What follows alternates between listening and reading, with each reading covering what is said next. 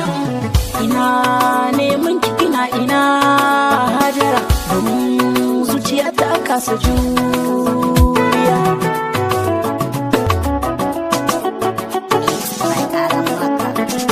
Assalamu alaikum mai sauraro na, ina gajiya da farko suna na Salisu M. Ahmad, mazaunin jihar Jigawa birnin Kudu ne. Sana'ar waka nake wani sa'in harin doka kiɗa, wata rana ina zaune ina aiki na, wata nan ba uwa sai ta kira yi wayana, har ta yanke man ɗauka ba kawai na wuce aiki na.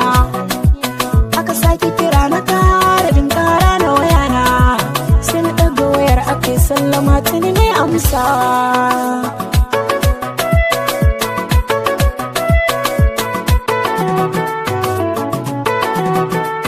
Assalamu alaikum, suna na Hajara daga Bauchi ne, ina neman Salisu M. Ahmad Allah ya sa shi ne. Sai na amsa mata na ce da ita Hajara lallai shi ne. Alhamdulillah ne godiya, murna ba ta lissafa, Allah na yi ma godiya, ne godiya, na yi farin ciki zuciya, ni ne ƙaunar ka ce, musamman kogin ka ce, alfarma guda nake so kai mini dan Allah.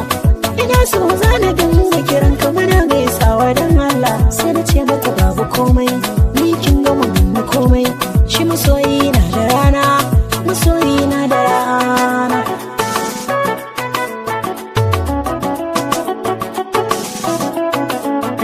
Ni na saba in girmama mai kaunata, mai yi mani kyawun fata, wata rana in suna tare ita da kawaye sai ta kira ni, ita dai wurinta ko a ina a san ta sanni in ta ce maka mun saba, da ita da yan gidansu gaba daya Hajara duka mun saba. In ta yi kira na ban dauka ba ta kan yi zargin kanta, sako ne za ta turo shi, ni ko ne maka laifi ne, in ne maka laifi afuwa duk wanda ya yi ta daidai ne. Sun ce baki min laifi ba Hajara, sai dai yanayin maiki, sai dai yanayin maiki.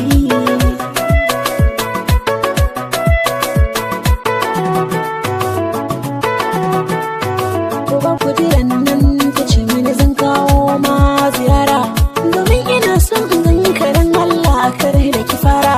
A matsayin ki na ya mace kin ga hakan ai da larura, to na san zuciya na abin da take so tsaya.